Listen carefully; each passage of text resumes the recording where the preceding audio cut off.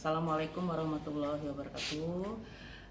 Tadi pun salam sehat selalu untuk siswa ibu kelas 10 IPA 1, 10 IPA 2, 10 IPS 1, 10 IPS 2. Mudah-mudahan kalian tetap sehat, tetap semangat untuk belajar kimia di semester 2 ini. Dan di video kali ini kita akan belajar dua hal. Yang pertama adalah perkembangan konsep oksidasi dan reduksi. Lalu kita juga akan belajar mengenai bilangan oksidasi. Oke, sebelum kita ke reaksi oksidasi dan reduksi, silahkan teman-teman perhatikan gambar ini. Jadi ini adalah gambar paku yang berkarat. Tahukah teman-teman bahwa paku yang berkarat ini merupakan salah satu fenomena dari reaksi oksidasi, yaitu karena paku berinteraksi dengan oksigen sehingga menyebabkan dia berkarat. Contoh lain, ketika teman-teman membelah buah apel, kemudian belahan buah apel tersebut teman-teman letakkan di udara terbuka, maka lama-lama apel yang tadinya berwarna putih lama-kelamaan akan menjadi menggelap, berwarna coklat ya. Nah, itu merupakan salah satu contoh juga dari reaksi oksidasi, di mana apel tadi berinteraksi dengan oksigen, menyebabkan warna daging buahnya menggelap. Nah, kita akan belajar apa sih itu reaksi oksidasi, apa sih itu reaksi reduksi di video kali ini. Teman-teman, konsep oksidasi dan reduksi itu mengalami perkembangan.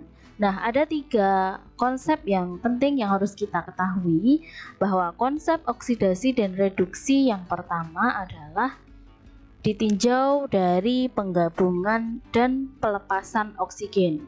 Kemudian berkembang lagi konsepnya, yaitu ditinjau dari pelepasan dan penerimaan elektron.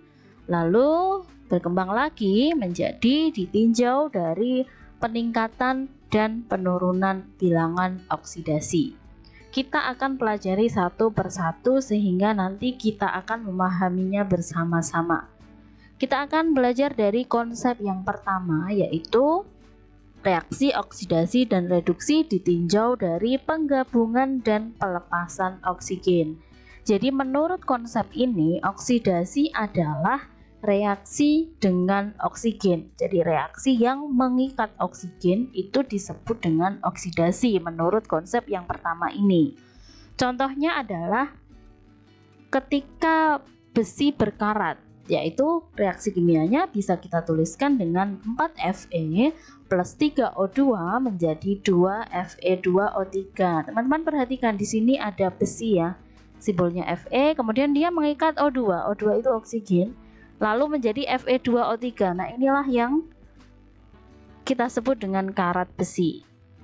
Contoh yang kedua adalah pembakaran karbohidrat di dalam tubuh. Jadi ini ada C6H12O6 yaitu karbohidrat, kemudian berinteraksi yaitu mengikat oksigen, menghasilkan 6CO2 dan 6H2O. Kemudian reduksi. Menurut konsep yang pertama ini, reduksi adalah reaksi pelepasan oksigen. Jadi kebalikannya teman-teman. Contohnya apa nih? Contohnya adalah reduksi biji besi dengan karbon monoksida. Nah, reaksinya adalah seperti ini. Jadi Fe2O3 ini adalah biji besi direaksikan dengan karbon monoksida menjadi 2Fe plus 3CO2. Nah, perhatikan awalnya di sini Fe2O3 ya. Jadi ada oksigennya, kemudian oksigen ini dilepas teman-teman. Lalu di hasil akhirnya ada 2Fe yang sudah tidak mengikat oksigen. Nah, reaksi seperti ini menurut konsep yang pertama tadi disebut dengan reaksi reduksi. Kita ke konsep yang kedua, yaitu reaksi oksidasi dan reduksi ditinjau dari pelepasan dan penerimaan elektron. Kita mulai dari oksidasi. Nah, menurut konsep ini, oksidasi adalah reaksi pelepasan elektron. Jadi kalau ada spesies yang melepas elektron, maka itu kita sebut dia mengalami reaksi oksidasi. Contohnya Ca ketika dia melepas elektron itu dia menjadi Ca2+ dengan melepas 2 elektron. Nah, ini adalah reaksi oksidasi teman-teman. Melepas elektron itu berarti elektronnya berada di sebelah kanan karena dilepas ya. Kalau melepas berarti menjadi Ca2+. Nah, ini sudah teman-teman pelajari di ikatan kimia, ikatan ion kemarin ya. Nah, kemudian kita ke reduksi. Jadi reduksi menurut konsep yang kedua ini adalah reaksi penangkapan elektron. Jadi kalau menangkap elektron maka dia disebut mengalami reduksi. Contohnya adalah ketika ada S ya, S plus 2 elektron menjadi S2-. Nah, ini karena menangkap elektron maka dia disebut mengalami reduksi. Reaksi oksidasi dan reduksi ini bisa kita tulis seperti ini teman-teman. Jadi saya punya reaksi oksidasi, saya singkat oks, dan reaksi reduksi saya singkat red. Oksidasi tadi kita punya Ca menjadi Ca2+ plus 2 elektron. Sementara reduksi kita punya S plus 2 elektron menjadi S2-. Nah, ini teman-teman perhatikan di sini ada 2 elektron di sebelah kanan dan kiri. Ini kan bisa kita hilangkan karena satu di kanan, satu di kiri, sehingga hasilnya ini boleh kita jumlahkan. Nah, tadi kan ada oksidasi, ada reduksi. Kalau ini kita jumlahkan, maka ini menjadi reaksi redoks atau reduksi oksidasi. Kita jumlahkan ya, ada Ca plus S menjadi Ca2+ plus S2- yang reaksinya keseluruhan ini kita sebut dengan reaksi redoks. Oke teman-teman. Nah, selanjutnya kita akan lanjutkan ke konsep yang ketiga, yaitu reaksi oksidasi dan reduksi ditinjau dari peningkatan dan penurunan bilangan oksidasi.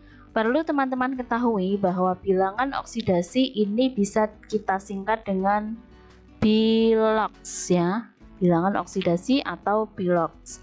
Nah, menurut konsep ini, oksidasi adalah reaksi peningkatan bilox atau reaksi bertambahnya nilai bilangan oksidasi. Kemudian reduksi itu adalah reaksi penurunan bilox. Jadi biloxnya berkurang. Sehingga dari pengertian ini kita harus tahu nih apa yang dimaksud dengan bilox ya. Nah, kita akan belajar apa itu bilangan oksidasi. Bilangan oksidasi itu adalah suatu angka bermuatan pada suatu unsur yang menunjukkan jumlah elektron yang berperan dalam senyawa.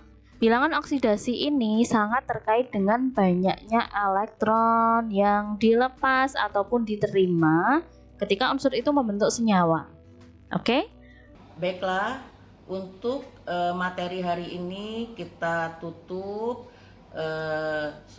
dengan yang Ibu jelaskan itu. Mudah-mudahan kalian bisa menerima.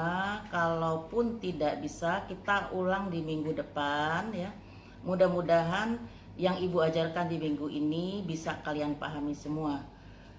Untuk tugas nanti kita lihat dulu apa yang akan Ibu berikan tugas pada akhir materi pelajaran. Nah, pesan Ibu selalu ikut. Kalau tugas dikerjakan, kemudian kalau ulangan diikuti. Mudah-mudahan nilai kalian bagus di semester 2 ini. Jadi itu aja ya, saya akhiri materi pelajarannya. Wassalamualaikum warahmatullahi wabarakatuh.